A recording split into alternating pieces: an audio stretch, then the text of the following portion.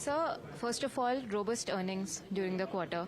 What is, if you want to describe it in one word, according to you, how has been this quarter, and what are you expecting out of the next before this financial year ends? I think this is the best question that you had asked. Actually, company has started working on the three segments, which are the pillars of the net profit for any FI or any NBFC.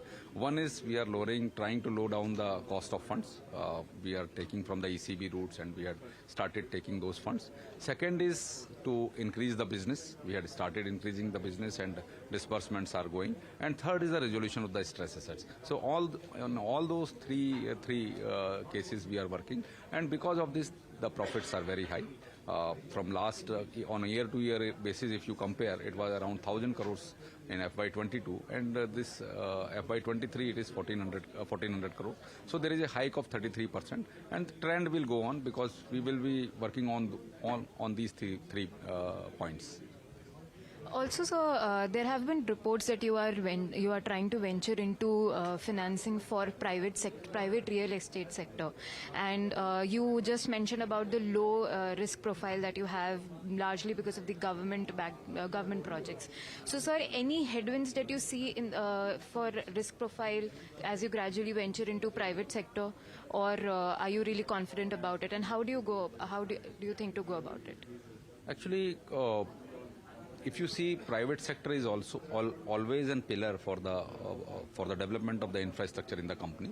A lot of investments are being done by the private sector. So I cannot say that private sector is always risky, but yes, it is how the appraisal system and internal governance and the control of FI is there.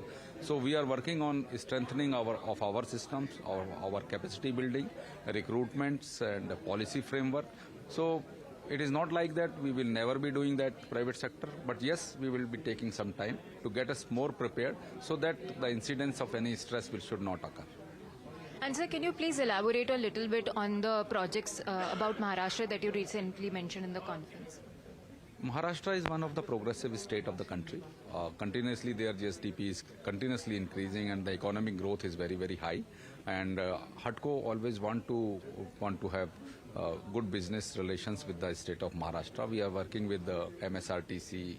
We had already funded Samriddhi Expressway, and we are discussing this Alibag multimodal corridor. We are also discussing the redevelopment proposals of the Thane. We are also discussing the affordable housing in like Yavatmal or Chandrapur. So lot of things are being discussed in the state, and lot of requirement of money is there. Since Maharashtra government is focusing on the infrastructure development, and we can see in the Mumbai also, we are also financing Mumbai Metro. So we are in discussion with MMRDA also. So a lot of things which are happening in Maharashtra, and I'm so happy to work with Maharashtra. And so one last question to you. Do you see any major headwinds both on the global and on the domestic front, especially for the next financial year?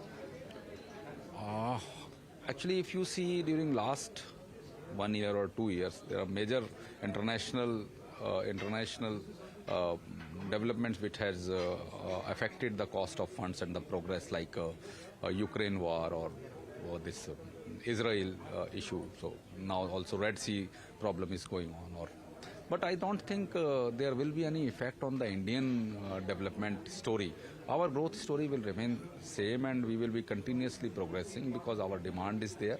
Our citizen expectation is very high, and there is a demand, and there is no problem, and there is no dearth of the policy framework. Government is continuously supporting, and there is no problem of the domestic funds also. So we will be there, and RBI as a regulator has done wonderfully well job, if you have seen from the COVID times. So post-COVID, I think things are phenomenally changed, and we are coming up in a big way. If you have seen the budget, I think a lot of things we are already completed, and there are set targets till 2047 or 2070. So I don't think there is anything which will affect us. So HUDCO is not really afraid of the headwinds? No, I don't think, because we are taking proper risk mitigation measures, and we are making our process more strong, more controlled and more regulated.